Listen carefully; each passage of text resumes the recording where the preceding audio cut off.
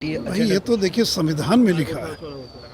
संविधान का जो सेक्शन 44 है उसी में लिखा है और सुप्रीम कोर्ट के आधे दर्जन से ज़्यादा जजमेंट हैं। शाहबानो के मामले में, सरला मुदगल के मामले में आधे दर्जन से ज़्यादा जजमेंट हैं। इसमें सुप्रीम कोर्ट ने कहा है कि कॉमन सिविल कोड लागू होना चाहिए, यूनिफॉर्म सिविल कोड लागू होना चाहिए। तो कल्चरल डाइवर्सिटी है तो उसके बावजूद भी तो क्रिमिनल लॉ एक है ना। हत्या के मामले में हिंदू, मुसलमान, ईसाई के लिए अलग अलग कानून नहीं है। तो वैसे ही अगर एक पुरुष की एक पत्नी होनी चाहिए, बहुपत्नी नहीं होनी चाहिए, इसमें कल्चरल डाइवर्सिटी का क्या संबंध है? अगर डाइवोर्स के बाद अगर तलाक हो जाता है और तलाक का कानून समान होना चाहिए, इसमें कहाँ कोई बाधा है? या अगर किसी महिला का तलाक हो गया तो उसको गुजारा भत्ता मिलना चाहिए, इसमें कहाँ कोई डाइवर्सिटी आड़े आ रही है? तो ये जो फैमिली लॉ है, आपका तरीका अलग अलग रहेगा। कोई पंडित करेगा, कोई आर्य समाजी तरीके से होगा, कोई काजी जो है वो निकाह कराएगा, कोई चर्च में कराएगा, उस पर कोई आपत्ति थोड़ी है। लेकिन विषय ये है कि क्या एक पुरुष की एक पत्नी होगी या एक से ज़्यादा पत्नी होगी? तलाक का एक कॉमन कोई तरीका होगा तलाक देने का, कोई 3 तलाक बोलकर और ख़त्म नहीं कर सकता है। उसी प्रकार मेंटेनेंस के बारे में अगर एक तरह की व्यवस्था होगी कि मेंटेनेंस मिलना चाहिए कि नहीं मिलना चाहिए, एडॉप्शन के बारे में, और ख़ास करके लड़कियों के साथ जिसमें भेदभाव है। जैसे कई लॉ के अंदर लड़कियों को संपत्ति में अधिकार नहीं है, परिवार को एडॉप्शन का अधिकार नहीं है। तो सक्सेशन के मामले में, एडॉप्शन के मामले में, डाइवोर्स के मामले में, मैरिज के मामले में एक समान कानून बने, यही तो समान आचार संहिता है। लेकिन कुछ लोग जानबूझकर ये दुष्प्रचार करते हैं कि आपके जो व्यक्तिगत कानून को ख़त्म कर दिए जाएंगे। भाई आज दुनिया के अधिकांश देशों में एक पुरुष 4 विवाह नहीं कर सकता है। तो अगर किसी धर्म का कानून कहता है कि 4 विवाह कर सकता है, तो क्या आज के ज़माने में उचित होगा?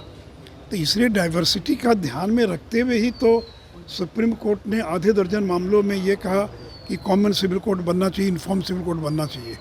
या फिर जैसा मैंने कहा कि अलग अलग कमीशन ने, अलग अलग आयोग ने इस बात की अनुशंसा की है।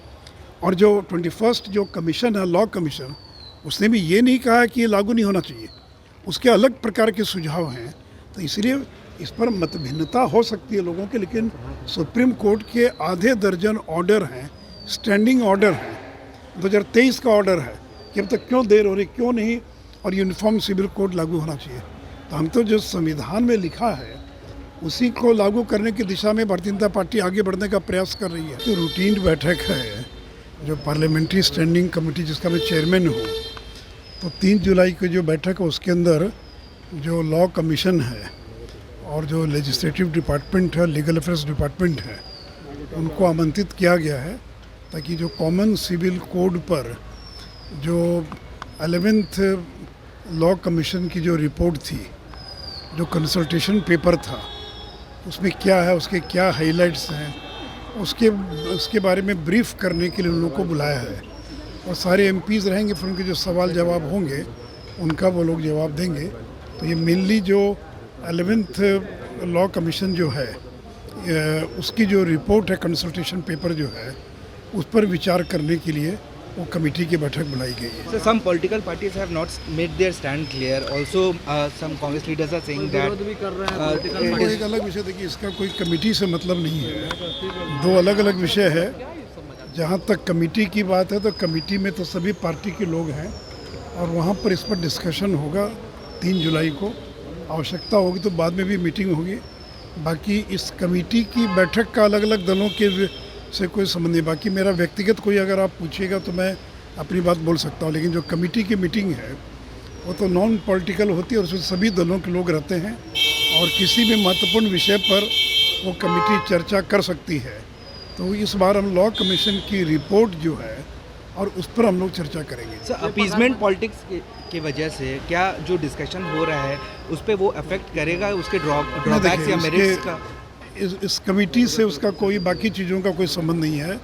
ये कमेटी पूरी तरह से न्यूट्रल होती है, सभी पार्टी के लोग रहते हैं और वो लोग फिर अपनी अपनी बात बोलेंगे, जिसका जो मत होगा। कौन क्या बोलेगा ये तो उस कमेटी की बैठक में मालूम पड़ेगा। तो अभी जो बैठक और उसका पर्पस केवल इतना ही है। सर, 21st लॉ कमीशन 2018 में बोली थी कि इसकी ज़रूरत उस समय नहीं थी। क्या अब इलेक्शन, जब जनरल इलेक्शन 2024 में होने वाला है, 1 साल पहले अब क्या नहीं, इसका देखिए मैं आना सही चेयरमैन के नाते इस पर कोई टिप्पणी नहीं करूँगा, क्योंकि ये जो कमेटी की मीटिंग्स होती है कॉन्फिडेंशियल होती है, और इसलिए उसके बारे में मैं कोई अलग से बोल सकता हूँ, लेकिन एज ए कमेटी चेयरमैन मैं उस पर कोई टिप्पणी नहीं करूँगा।